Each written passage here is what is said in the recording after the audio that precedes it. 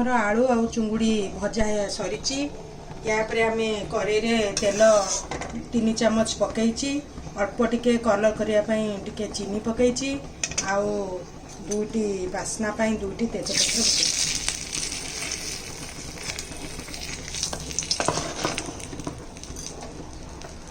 ए चीनी टिके लाल हो गले आम आधे मुझे बाटिकी रखी पियाज गोटे पियाज 8-10 कला रसुण आउ हाफ इंच गोटे अदा आउ डालचीनी गुजराती आउ अनासी फूल लवंग या मिसेकरी 3टी लंका मुझे बाटिकी मिक्स करके रखी एबे देखंतु तेल रे हमर लाल हो गला आउ आम ए मसला को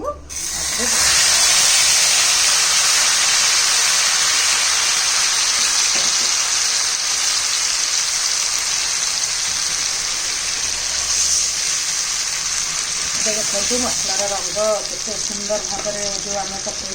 चीनी ताकि लाल हो जाए धीरे धीरे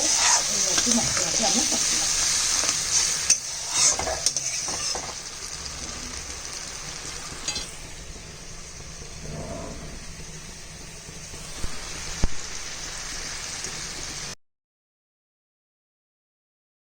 धीरे चिंगुड़ी तरकारी मसला केमिति बास्ना माने कषि होची एवं आस्ते आस्ते मसलार बास्ना बहुत सुंदर भाव में बाहरी ये रसुण टिके टिके जो गोटा अच्छी यहाँ बहुत बढ़िया लगे तरकारी खाला बेलू यहाँ बहुत बढ़िया लगे ये चिंगुड़ीटा हूँ जो टाइगर चिंगुड़ी आहरी भी आठ बड़ बड़ चिंगुड़ी अच्छी गोटे गोटे चिंगुड़ी पूरा आधा किलो लेखा गोटे बेलार बेलाए लेखा देखते सांग मैंने मसला पूरा रेडी हो आसला कषि आसला आम टे जो कस्तूरी मेथी रखी ये कस्तूरी मेथी के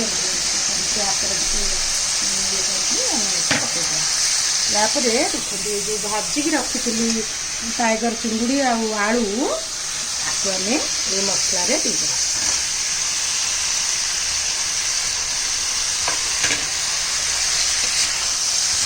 चिंगुड़ी आलू पकई मसला आम आ 2 मिनिट आके कषिदेबा आरपट गैस गरम पानी बसई से गरम पानी आगे देदेबा यापर किसी समय फुटीगला आमर प्रस्तुत हो टाइगर चिंगुड़ी झोल ये वर्षा पाग को खावा बहुत मजा लगे चिंगुड़ी आ मसला पूरा बढ़िया भाव में फ्राए हो गलानी आउ बेसी कषिया नहीं पूरा ठीक हो गला एबे मुझे गैस देखते आगे गरम पानी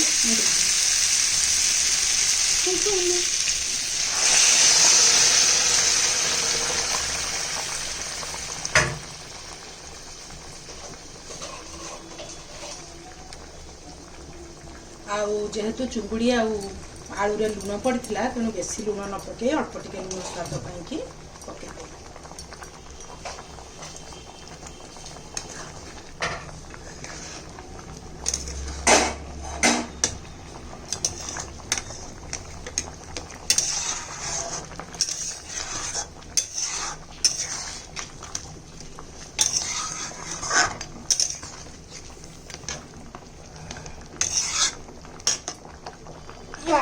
किसी समय आपको आम ढाकुणी बसईदबा आम गैस को बेसी सीम हो मीडियम बसई बंधु मैंने एबे आम तरकारी पूरा रेडी यापर आम टिके गरम मसला को देदेबा बास्ना पाई आउ देखंतु केते सुंदर भाव में आम तरकारी प्रस्तुत हो जाइए एबे आपण माने मो वीडियो को टिके लाइक करेंगे सब्सक्राइब करेंगे आउ कमेंट देवे नुआ वीडियो पुणी आउे देखा जय जगन्नाथ।